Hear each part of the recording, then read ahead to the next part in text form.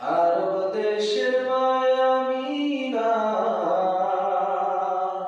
কোলে এলো চাঁদ, চাঁদের নামটি রেখে দিলেন আল্লাহ মুহাম্মদ।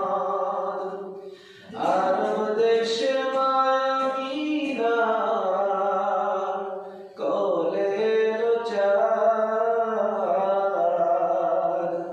চাঁদের নামটি রেখে দিলেন আল্লাহ মুহাম্মদ।